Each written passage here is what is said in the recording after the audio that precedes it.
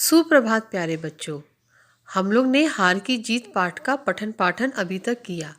अब आइए इस वीडियो के माध्यम से पूरे पाठ को समझते हैं, फिर कॉपी में दिए गए कार्य को करेंगे। हार की जीत। बाबा भारती को अपने घोड़े को देखकर वही आनंद प्राप्त होता था जो एक माँ को अपने बेटे को और किसान को अपने लहलहाते खेत को देखकर प्राप्त होता है। बाबा भारती अपने घोड़े को सुल्तान कहकर पुकारते थे। वे उसकी देखभाल स्वयं करते थे।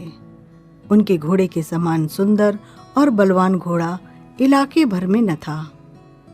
उन्होंने अपना रुपया, पैसा, जमीन आदि सब कुछ त्याग दिया था।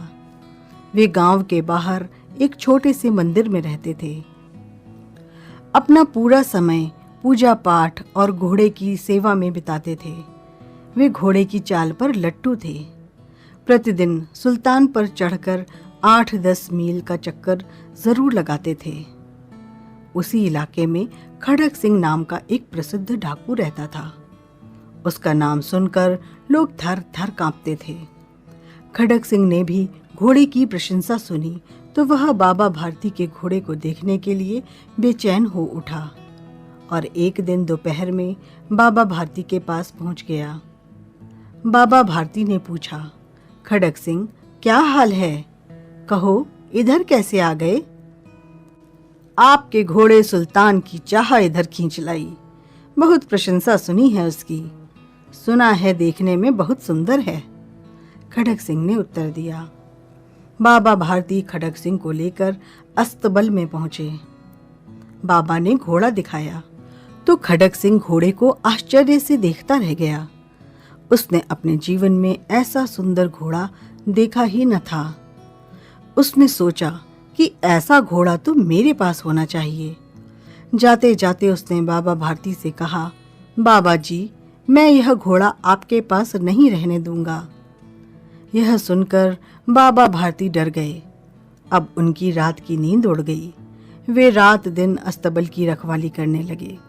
परंतु कई महीने बीतने के बाद भी जब खड़क सिंह नहीं आया तो बाबा भारती निश्चिंत हो गए।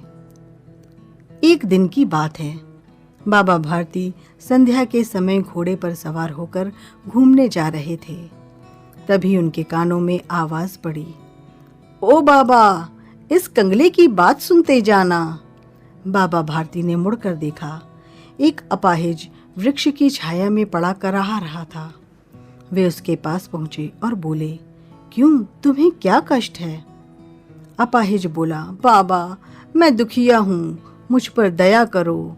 राम वाला यहाँ से 3 मील दूर है, मुझे वहीं पर जाना है। घोड़े पर चढ़ा लो, परमात्मा भला करेगा। बाबा भारती ने घोड़े से उतरकर अपाहिज को घोड़े पर बिठा लिया और स्वयं उसकी लगाम पकड़कर धीरे धीरे चलने लगे। अचानक बाबा भारती के हाथ से लगाम छूट गई और उन्होंने देखा कि अपाहिज घोड़े को दौड़ाए लिए जा रहा है। उनके मुख से भय, आश्चर्य और निराशा मिश्रित चीख निकल गई। वह अपाहिज और कोई नहीं, डाकू खड़क सिंह था। बाबा भारती थोड़ी देर चुप रहे। फिर पूरे बल से चिल्लाकर बोले, जरा ठहर जाओ। खड़क सिंह ने कहा, बाबा, अब यह घोड़ा नहीं दूंगा। बाबा ने कहा, परंतु एक बात सुनते जाओ। खड़क सिंह रुक गया। बाबा भारती उसके पास जाकर बोले, यह घोड़ा तो तुम्हारा हो चुका है, मैं वापस करने की बात नहीं करूंगा। परंतु खड़क सिंह, मैं तुमसे एक प्रार्थना करता हूँ, उसे मना न करना, नहीं तो मेरा दिल टूट जाएगा। खड़क सिंह बोला, बाबा जी, आज्ञा दीजिए, मैं तो आपका दास हूँ, केवल घोड़ा न दूंगा। बाबा भारती ने कहा, मेरी प्रार्थना केवल यह है कि इस घटना को किसी के सामने प्रकट न करना। खड़क सिंह आश्चर्य में पड़ गया। उसकी समझ में कुछ नहीं आया तो उसने बाबा भारती से पूछा, बाबा जी, इससे आपको क्या डर है? बाबा भारती ने उत्तर दिया, यदि इस घटना का पता लोगों को चल जाएगा तो कोई भी व्यक्ति किसी गरीब पर विश्वास नहीं करेगा। इतना कहकर बाबा भारती चले गए, परंतु उनके शब्द खड़क सिंह के कानों में गूंजते रहे। उसने सोचा, बाबा भारती के कैसे ऊंचे विचार हैं और कैसा पवित्र भाव है। उन्हें केवल इस बात का ख्याल है कि कहीं लोग गरीबों पर विश्वास करना न छोड़ दें। ऐसा मनुष्य मनुष्य नहीं, देवता के समान है।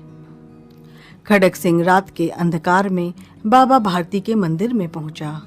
उसने सुल्तान को अस्तबल में बांध दिया और स्वयं सावधानी से बाहर निकल आया। इस समय उसकी आंखों में नेकी के आंसू थे। सूर्योदय से पूर्व ही बाबा भारती उठे। उन्होंने स्नान किया और उसके बाद इस प्रकार जैसे कोई स्वप्न में चल रहा हो उनके पांव अस्तबल की ओर बढ़े। परंतु यह ध्यान आते ही कि सुल्तान तो वहां है ही नहीं, वे निराश मन से वहीं रुक गए। अस्तबल में बंधे सुल्तान ने अपने स्वामी के पांवों की चाप पहचान ली और जोर से हिनहिनाया। बाबा भारती आश्चर्य और प्रसन्नता से अंदर की ओर दौड़े और घोड़े को देखकर उसके गले से लिपटकर इस प्रकार रोने लगे, मानो कोई पिता बहुत दिन से अपने बिछुड़े हुए पुत्र से मिल रहा हो। फिर संतोष पूर्वक बोले, अब कोई गरीबों की सहायता से मुंह न मोड़ेगा।